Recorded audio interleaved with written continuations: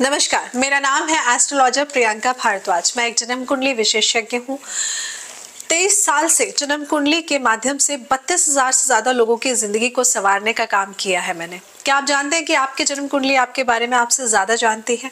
जन्म कुंडली के अंदर 9 ग्रह मिलकर 12 घरों को संभालने का काम करते हैं और 12 घरों के हिसाब से आपकी जिंदगी में ग्रोथ देते हैं, पैसा देते हैं, अच्छा जीवन साथी देते हैं, नाम यश देते हैं।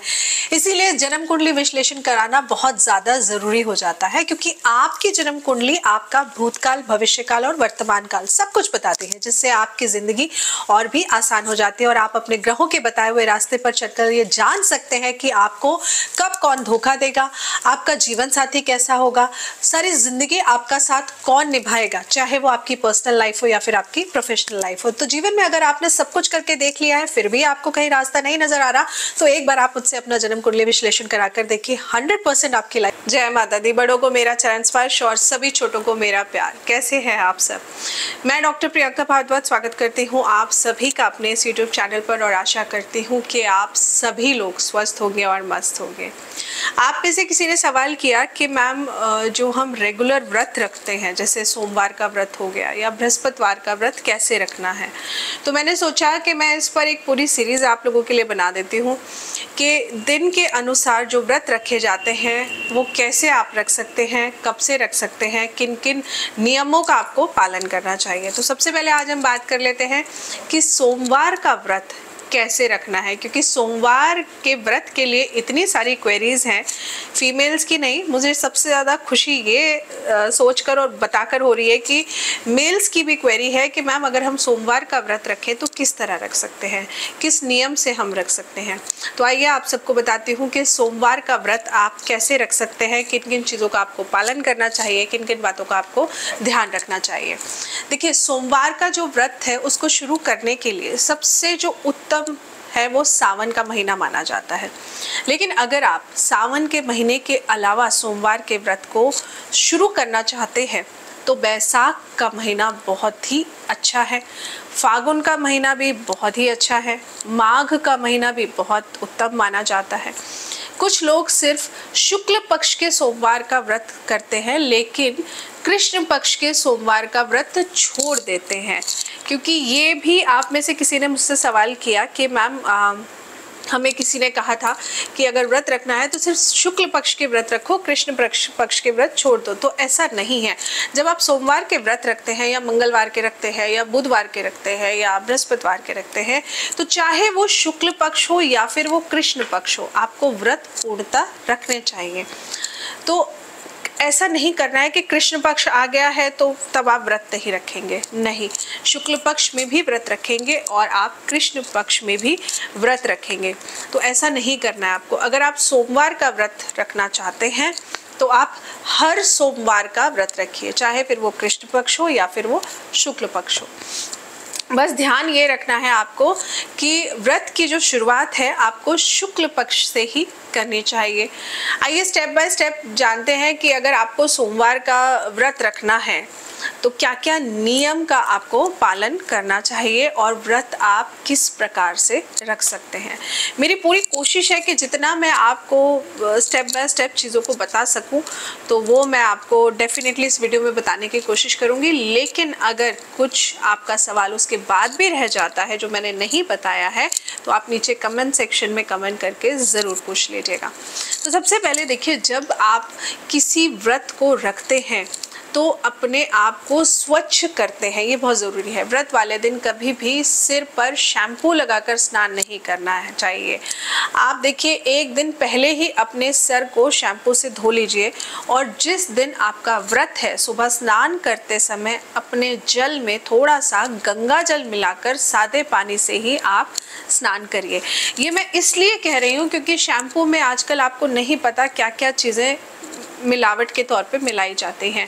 और जब आप व्रत के नियम और पालन की हम बात करते हैं तो आप हर्बल अगर अपनी तरफ से कुछ बनाकर सिर धोना चाहे तो धो सकते हैं, लेकिन साबुन और शैम्पू का इस्तेमाल मत करिए। आप में से किसी ने ये भी सवाल किया है कि अगर घर के पास शिवलिंग ना हो तो सोमवार का व्रत हम किस प्रकार पूर्ण कर सकते हैं या किस तरह हमारा व्रत पूरा माना जाएगा, क्योंकि सोमवार के व्रत में तो शिव अभिषेक करना बेहद ज़रूरी होता है। तो ऐसे में आप एक मिट्टी के शिवलिंग अपने घर पे ही बना लीजिए, लेकिन ध्यान रखिए कि ये मिट्टी के जो शिवलिंग हैं आपको एक दिन पहले नहीं बनाने हैं। जिस दिन आपका व्रत है, नहाने के बाद में फिर आप मिट्टी को अच्छे से साफ करके उसमें गंगा जल और गाय का घी मिलाकर शिवलिंग बनाइए। ये बहुत ही उत्तम माना जाता है। फिर इसके बाद आप एक लकड़ी की चौकी के ऊपर पीतल की प्लेट लेकर एक पान के पत्ते के ऊपर आपने जो शिवलिंग बनाया है उसको आप स्थापित कर लीजिए। शिवलिंग के पास में गाय के घी का दीपक ज़रूर जला के रख लीजिए। धूप अगरबत्ती जो भी आप इस्तेमाल करते हैं खुशबू के लिए, उसको भी जलाकर वहीं रख लीजिए। अपने सीधे हाथ में फिर आपने फूल लेने हैं, चावल लेने हैं थोड़े से, और 11 रुपए ले लीजिए। अब ये क्यों लेने हैं? ये आपको इसलिए लेने हैं क्योंकि आपको संकल्प करना है। तो आप हाथ में ये चीज़ें लेके मुट्ठी को इस तरह बंद करके आप संकल्प करेंगे कि आप कितने सोमवार का व्रत रखेंगे। जैसे 11 हो गया, 21 हो गया, 51 हो गया, 101 हो गया, 108 हो गया, इस तरह। नहीं तो आप ऐसा भी संकल्प ले सकते हैं कि मैं पूरा साल, जैसे अगर आपने सावन से शुरू करा है तो अगले साल सावन तक मैं इस व्रत को रखूँगा या रखूँगी। तो इस तरह आपने संकल्प ज़रूर लेना है। संकल्प लेने के बाद में अपने माथे से ऐसे टच करके जो आपके हाथ में चावल है, पुष्प है, पैसे हैं, वो आप शिवलिंग के पास में एक साइड रख दीजिए। फिर आपने पंचामृत बनाना है। पंचामृत आपको पता है ना कैसे कैसे बनता है। पंचामृत बनाकर पंचामृत से आपने शिवलिंग को स्नान कराना है। पंचामृत में फिर से रिपीट कर देती हूँ, थोड़ा सा कच्चा दूध, दही, शहद, गंगाजल और गाय का घी, ये पांचों चीज़ें मिलाकर पंचामृत बना लीजिए। पंचामृत बनाने के बाद में जब आप शिवलिंग पर पंचामृत को इस तरह अर्पण करेंगे तो आपने अर्पण करते समय ओम नमः शिवाय इसका जाप करना है। देखिए, जिनके घर के पास में मंदिर है तो वो तो मंदिर में जाकर, शिवालय जाकर शिवलिंग पर पंचामृत का अभिषेक कर सकते हैं, लेकिन अगर जिनके घर के पास में नहीं है तो अपने घर पे ही शिवलिंग बनाकर इस तरह अभिषेक कर सकते हैं। जब आप पंचामृत शिवलिंग पर चढ़ाएंगे तो ओम नमः शिवाय इसका जाप ज़रूर करिएगा। फिर सफ़ेद चंदन का तिलक लेकर भोलेनाथ के माथे पे लगाइए, उनको अर्पण करिए। चावल लेकर वो भोलेनाथ को अर्पण करिए। थोड़ी सी चीनी लेकर वो आप भोलेनाथ को अर्पण करिए। और फिर बेलपत्र लीजिए। बेलपत्र आपको 3, 5, 7, 11 इस संख्या में लेने हैं। तो ये लेकर के हर बेलपत्रे पे चंदन का तिलक लगाकर आप भोलेनाथ को ओम नमः शिवाय बोलते हुए अर्पण करिए। देखिए, इतने से प्रोसेस में मैंने आपसे भोग भी अर्पण करा दिया, पूजा की जो चीज़ें थी वो भी अर्पण करा दी। क्योंकि देखिए, आजकल सबकी लाइफ बहुत बिजी है, नहीं है हर किसी के पास समय कि बहुत देर तक बैठ के पूजा की जाए। और हमारे भोलेनाथ तो वैसे भी भोले भंडारी है, एक लोटे जल से ही प्रसन्न हो जाते हैं। लेकिन अगर आपने इतना सा भी प्रोसेस कर लिया तो मेरा यकीन मानिए आपका व्रत रखने की जो शुरुआत की विधि है वो पूरी ही मानी जाएगी। फिर उसके बाद में क्या करना है, जब आप बेलपत्र चढ़ा देंगे, चंदन का तिलक लगाकर भोलेनाथ को अर्पण करेंगे, इसके बाद आपने जो भी ऋतु फल हैं और एक दूध का पैकेट अपने माथे से टच करके भोलेनाथ को अर्पण कर दीजिए। मतलब जो शिवलिंग आपने घर पे जो पूजा कर रहे हैं शिवलिंग के पास में रख दीजिए। इसके बाद में आपको जो मंदिर जाएंगे वो मंदिर पर शिवलिंग पर ये सारी चीज़ें अर्पण कर देंगे। फिर इसके बाद में शिव चालीसा का पाठ ज़रूर करिए। शिव चालीसा का पाठ करते समय अपने हाथ में आपको 5 सफ़ेद फूल ज़रूर रखने चाहिए। और शिव चालीसा पूरी होने के बाद में आप भोलेनाथ पर ये 5 फूल माथे से रच करके भोलेनाथ पर अर्पण कर दीजिए। फिर शाम के समय शिवलिंग के पास गाय के घी का दीपक आप ज़रूर जलाइए, क्योंकि देखिए शिव जी की पूजा ना प्रदोष काल में बहुत ही उत्तम मानी जाती है।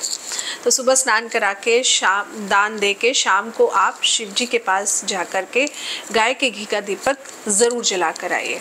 अब शाम को गाय के घी का जब आप दीपक जलाएंगे शिव जी के पास, तो दूध में थोड़े से सावक के चावल की खीर बना लीजिए और वो आप शिवलिंग पर जाकर के थोड़ी सी शिव जी को भोग लगा के अर्पण करके वहीं रखाइए। और बाकी आप प्रसाद रूप में अपना फास्ट खोलने के लिए प्रसाद रूप में खुद ग्रहण करिए और पूरे परिवार को भी प्रसाद को ज़रूर दीजिए। देखिए, जो लोग व्रत पूरा नहीं रख सकते हैं, पूरा इन द सेंस जो लोग कहते हैं कि भाई तबीयत खराब हो जाती है, नमक खाना बहुत ज़रूरी है, तो तो आप पहले प्रसाद में खीर का भोग, सावक के खीर का भोग आप ज़रूर भोलेनाथ को लगाइए। उसके बाद जब आप इसको सबसे पहले आप प्रसाद लेकर फिर आप अपना जो भी आप खाना चाहता है, जो भी खाना चाहते हैं आप व्रत वाले नमक का बनाकर आप वो खा सकते हैं। नियम मैं आपको बाद में बताती हूँ, पहले मैं आपको पूजा के प्रोसेस बता रही हूँ कि कैसे कैसे आपको व्रत रखना है। उद्यापन विधि के मैं एक सेपरेट वीडियो अलग से बनाऊंगी ताकि कुछ कंफ्यूजन ना रहे आप लोगों को। फिर उसके बाद क्या करना है, अगले दिन सुबह नहाने के बाद में फिर मिट्टी के जो शिवलिंग, जिन्होंने घर पे शिवलिंग बनाए हैं, उनको आप लेकर के माथे से टच करके किसी भी पौधे में ले जाकर रखकर उनके ऊपर जल चढ़ा दीजिए। व्रत वाले दिन ना आपको बहुत सी चीज़ों का ध्यान भी रखना है, बहुत से नियम हैं जिनका पालन करना है, वो भी मैं आपको बताती हूँ। तो यहाँ तक तो पूरा प्रोसेस हो गया कि आपको सोमवार के व्रत किस तरह रखने हैं और कब से शुरू करने हैं, मंथ भी मैंने आपको बता दिए हैं। तो आप कोशिश करिए कि अगर आपको व्रत रखने हैं तो आप इसी समय से व्रत की शुरुआत करिए। अब व्रत अगले दिन पूर्ण कैसे होगा, जब आप किसी भी प्रकार का कोई भी व्रत रखते हैं ना, अगर भोलेनाथ का भी व्रत रखते हैं तो ऐसा नहीं है सोमवार व्रत रखा, रात को खाना खा लिया, मंगलवार कोई मतलब नहीं, आप जल ज़रूर चढ़ाइए, तभी आपका व्रत पूर्णतः पूरा माना जाता है। तो अगर आप घर में पूजा करना चाहते हैं तो जो शिवलिंग आपने बनाए, मैंने कहा ना पौधे में रखकर वहाँ जल चढ़ा दीजिए, नहीं तो पास के मंदिर में जाकर वहाँ पर आप शिवलिंग को जल अर्पण कर दीजिए। अब आपको किस किस नियम का पालन करना है। वैसे तो देखिए नमक नहीं खाना चाहिए, लेकिन अगर तबीयत खराब रहती है, आप कहते हैं कि नहीं भाई एक दिन में नहीं खाएंगे तो मुझे लगता नहीं है इतना कुछ फ़र्क पड़ेगा, लेकिन कुछ लोगों के हेल्थ इश्यूज़ की वजह से ऐसा होता है कि अगर वो एक भी दिन नहीं खाते तो उनकी तबीयत ज़्यादा खराब हो जाती है। तो भगवान नहीं कहते हैं कि अपने आप को मार कर मेरी पूजा करो, भगवान कभी नहीं कहते। भगवान कभी अपने भक्त को दुख में, तकलीफ में और कष्ट में नहीं देख सकते हैं। तो आप शाम के समय, पहले मैंने कहा ना, जो भी आपने प्रसाद बनाया है उसको ग्रहण करने के बाद में व्रत वाला नमक से कुछ भी बनाकर आप खा लीजिए। इसके बाद में जिस दिन आपका व्रत है उस दिन कुछ नियम का पालन ज़रूर करिए, जैसे कि आपने हेयर कट नहीं कराना है, अगर आप मेल हैं तो आपको शेविंग नहीं बनवानी है, नेल्स नहीं कट करना है, फीमेल्स और मेल्स दोनों को ही। और इसके अलावा आप किसी को उल्टा सीधा मत बोलिए, किसी को भला बुरा मत बोलिए, इस बात का ध्यान रखिए। तो ये छोटी छोटी सी चीज़ें हैं जिनका आपको ध्यान ज़रूर रखना चाहिए। और सोमवार का जो व्रत है वो भोलेनाथ को अर्पण है, और सोमवार का व्रत रखने से आपका चंद्रमा ग्रह भी अच्छा होता है। तो ये जो व्रत की विधि मैं उन लोगों के लिए मैंने बताई है जो लोग 1 वर्ष तक सोमवार के व्रत को करना चाहते हैं, या फिर जो 5 सोमवार, 7 सोमवार, 11 सोमवार, 21 सोमवार, 51 सोमवार इस तरह रखना चाहते हैं। तो ये बहुत ही आसान सी विधि है जो मैंने आपको बताई है। और देखिए जब भी आप व्रत रखते हैं ना, कोई भी व्रत रखते हो, तो आप समझिए कि दान पुण्य का बहुत महत्व माना गया है। तो जो भी व्रत रखें, जिस भी देवी देवता का आप व्रत रखते हैं, तो उस व्रत में आप जिस भी देवी देवता को जिस चीज़ का भोग अति प्रिय है, जो सामान उनको अच्छा लगता है, उसको अर्पण ज़रूर करिए। तो आप भोलेनाथ के व्रत में दूध का दान, दूध से बनी मिठाइयों का भोग भोलेनाथ को ज़रूर लगाइए। तो ये छोटा सा प्रोसेस है जो मैंने आपको बताया है कि जो लोग सोमवार के व्रत शुरू करना चाहते हैं वो कब से शुरू कर सकते हैं और किस तरह सोमवार के व्रत को आप रख सकते हैं। और देखिए वैसे भी जब आप सोमवार का व्रत रखना शुरू करेंगे तो धीरे धीरे आप अपने अंदर भी बदलाव देखते हैं, क्योंकि इससे आपका चंद्रमा ग्रह अच्छा होता है, आपके अंदर पेशेंस डेवलप होने लगता है, आपके अंदर एक कहते हैं ना बहुत अच्छी कामनेस आने लगती है, आप बहुत काम, बहुत शांत रहना शुरू कर देते हैं। तो व्रत रखना, किसी के कहने पे व्रत मत रखिए, अगर आपको अंदर से दिल से इच्छा है ना तो ही व्रत रखिए, क्योंकि पूजा पाठ, दान पुण्य ये सब आपके अपने कर्म है। क्योंकि किसी ने कह दिया ऐसा करो इसलिए मत करो, जब तक आपके अंदर दिल से दिल गवाही ना देना तब तक आप इस चीज़ को मत करिए। और मैं तो कहती हूँ कि भगवान की शरण में रहना ही बहुत उत्तम है। क्योंकि देखिए हाँ, एक बड़ा अच्छा सा सवाल आप में से किसी ने कहा था कि एक बार मैं कॉल ले रही थी तो किसी ने मुझे बोला था सेशन में कि मैम एक बात बताइए, हम इतनी पूजा पाठ करते हैं फिर भी हमें रेमेडीज़ करने की ज़रूरत क्यों पड़ती है। तो देखिए पूजा पाठ करने से, भगवान के करीब रहने से हमें जो बुद्धि है हमारी, वो हमारी बुद्धि का विकास अच्छा होता है। क्योंकि कहते हैं ना जैसा खाएंगे अन्न वैसा बनेगा मन, जैसे लोगों की संगत में रहेंगे वैसे आप बनेंगे। तो ऐसा नहीं है कि भगवान की पूजा पाठ कर ली बस हो गया, इतना ही है, नहीं। देखिए, हम जब पैदा हुए ना तो हमारे 9 ग्रहों का भी हमारे ऊपर पूरा प्रभाव रहता है। तो इन 9 ग्रहों को ठीक करके चलना हमारे लिए ज़रूरी है। नहीं तो देखिए, अगर आपको पता है हमारी किस्मत में क्या लिखा है, आप उसे नहीं बदलना चाहते, चाहे वो अच्छा हो या बुरा, तो जैसे जो हो रहा है होने दीजिए, फिर आपको कुछ करने की ज़रूरत ही नहीं है। लेकिन अगर आप वाकई में इस जीवन को और बेहतर बनाना चाहते हैं तो आपको अपने ग्रहों से जुड़े उपाय ज़रूर करने चाहिए। क्योंकि देखिए, भगवान की भक्ति करने से आपके अंदर एक जो आपके अंदर बदलाव आता है वो बहुत ज़रूरी है। आपके ख्याल सात्विक होने लगते हैं। लेकिन इसके अलावा जो आप उपाय करते हैं वो ग्रहों के उपाय आपको बताए जाते हैं। क्योंकि देखिए, भगवान की भक्ति करने पर भी चोट लग जाती है, बीमार तब भी पड़ जाते हैं। अब ऐसा तो नहीं है ना कि चोट लग गई है आप बस वेट कर रहे हैं कि अपने आप ठीक हो जाएगी, जाना तो फिर भी डॉक्टर के पास पड़ेगा। बीमार पड़े हैं तो जाना फिर भी डॉक्टर के पास पड़ेगा, है ना। नहीं तो आपने देखा है ना, कई बार कहते हैं ना, अरे ये तो बहुत भला आदमी है, इसने तो कभी किसी का इतना सा भी गलत नहीं किया, लेकिन इसके साथ कितना गलत हो गया। तो क्या भगवान ने गलत किया? नहीं, भगवान ने गलत नहीं किया। ये आपके जो कर्म है, पिछले जन्म के जो कर्म है, जो ग्रहों के रूप में आपको रिश्तेदारों के रूप में मिलते हैं, आपके आसपास दोस्तों के रूप में आपको मिलते हैं, तो ये कहीं ना कहीं उन्हीं कर्मों के बदले में आपको अपने जीवन को जीना पड़ रहा है। तो इसलिए अपने उपायों को, अपने ग्रहों के उपायों को ज़रूर करिए, ये बहुत ज़रूरी है। आशा करती हूँ कि आपको जानकारी अच्छी लगी होगी। जानकारी अच्छी लगी हो तो वीडियो को लाइक करिएगा, चैनल को सब्सक्राइब करना मत भूलिएगा, और साथ ही में अपनी एस्ट्रो एडवाइस फैमिली को आप ही लोग बढ़ा सकते हैं। तो मेरी वीडियो को आप ज़्यादा से ज़्यादा शेयर करिएगा, अपने व्हाट्सएप ग्रुप में शेयर करिए, अपने स्टेटस पे लगाकर आप शेयर कर सकते हैं अगर आपको मेरी जानकारी अच्छी लग रही है तो। इसके अलावा अगर आप मुझसे अपना जन्म कुंडली विश्लेषण कराना चाहते हैं तो नीचे दिए हुए नंबर पर आप कॉल करके या व्हाट्सएप कर अपनी अपॉइंटमेंट बुक कर सकते हैं। और एक छोटी सी बात और आप सबको बोलनी है कि आप जो भी लोग वीडियो देखते हैं, आपको लगता है कि कई बार क्या होता है ना, लोग वीडियो बड़ा स्किप करके देखते हैं, तो यहाँ पे ना एक स्पीड का ऑप्शन आता है, जब आप वीडियो को स्पीड बढ़ा के देख सकते हैं। तो प्लीज़ आप वीडियो को पूरा देखिए, स्पीड को चाहे बढ़ाकर देख लीजिए, लेकिन वीडियो को पूरा देखिए, तभी आप चीज़ों को समझ पाएंगे कि वीडियो में जानकारी आप तक क्या लाई गई है, क्या आपको बताया जा रहा है। तो जुड़े रहिए हमारे चैनल के साथ, क्योंकि अब आपको पूरे व्रतों की सीरीज इसी तरह मिलेगी कि कौन सा व्रत आपको कैसे रखना है। अगर आप कुछ और जानना चाहते हैं तो आप नीचे कमेंट कर ज़रूर बताइए। आप ही के बताए अनुसार वीडियोस बनाई जाएंगी और आप तक जानकारी पहुंचाई जाएगी। जय माता दी।